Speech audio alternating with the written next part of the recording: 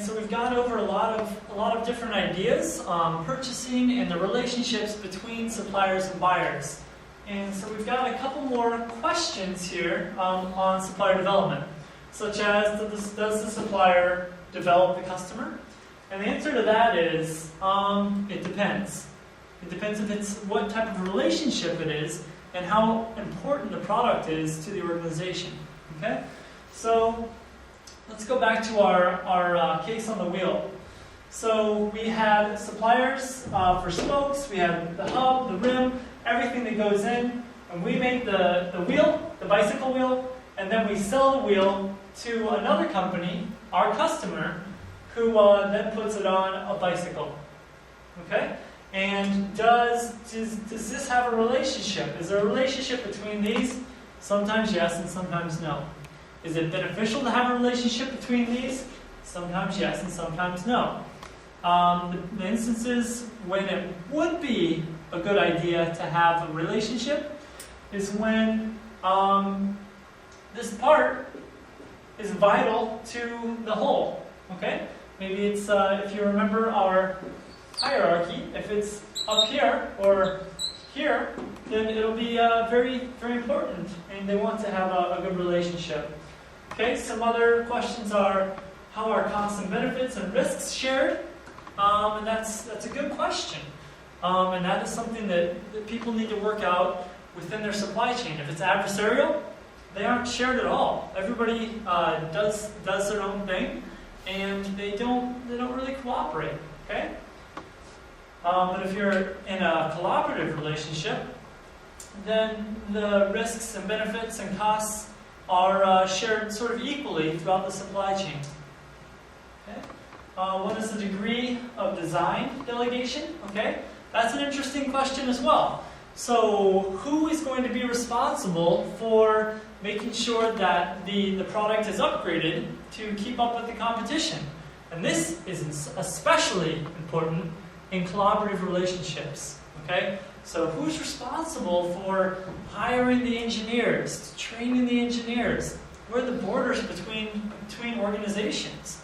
Those are very interesting and difficult questions in buyer-supplier relationships. Okay? Is development used as a punitive measure? And punitive just means punishment. Okay? So sometimes it could be seen that when a buyer sends someone to the supplier to take a look around and to try to help them out to develop them, then actually they're being watched, and the buyer is watching the supplier, and just to make sure things are being done right, they're not being cheated, and those sort of things. Okay, so it could be seen as a punishment almost, not helping, but a punishment. Okay, does it depend on the type of product? Absolutely. Different products require different types of relationships. Like we talked about before, buying a pen and buying a computer are going to require a different set of relationships. Okay? It is generalized product development, process development, or driven by specific product initiatives. Okay? I mean, there's countless questions we could ask. So, and if you have any questions, be sure after class to let me know.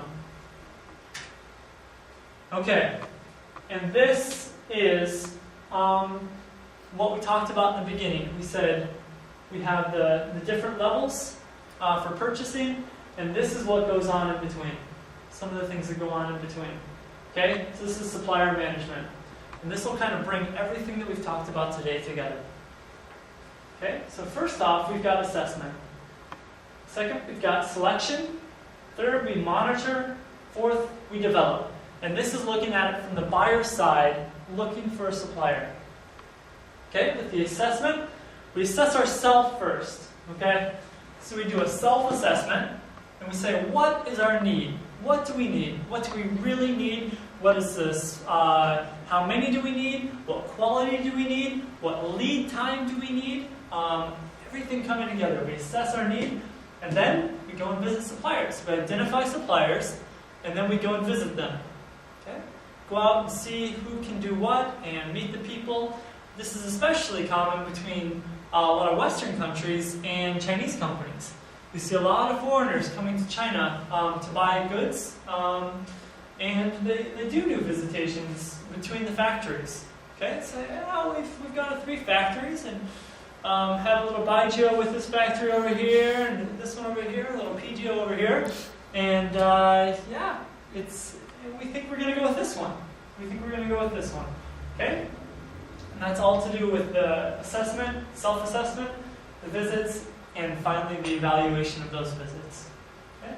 The selection process is you have to decide: are you going to do one source? Are you just going to do, so you've met 3 people, are you just going to choose one? Are you going to choose all 3?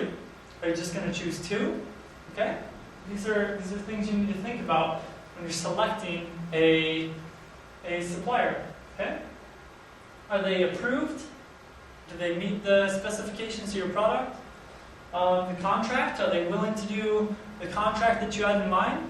Is it an adversarial relationship where you want it to be short-term and to buy something else next year or next month or next whenever? Or is it a one-time shipment? You have to make sure the relationship is going to work for both sides. Okay? Monitoring means keeping the relationship going, okay? Making sure that the quality is correct, you're not overcharging, you're not undercharging, that everything's running smoothly. Okay? Just like you specified in the contract. Finally, development.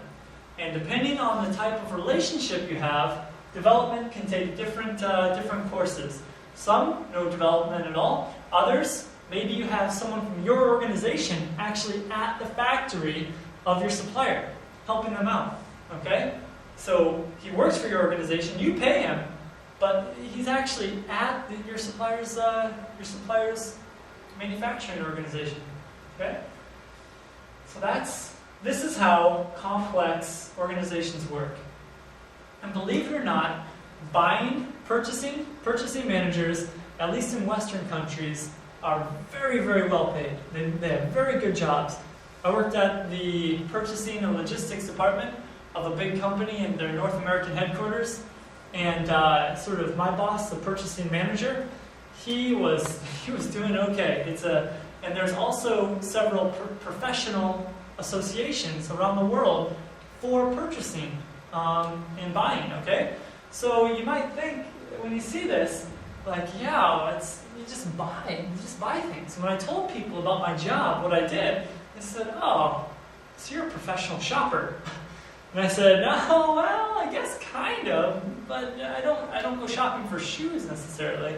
It's other things." But yeah, and it's a very important role within the supply chain and the organization itself.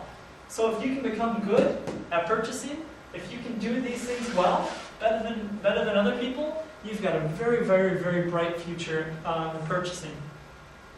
Okay, so that's what we'll do. That's all we'll have for today.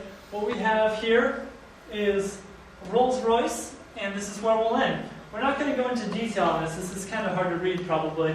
But this is what Rolls-Royce does.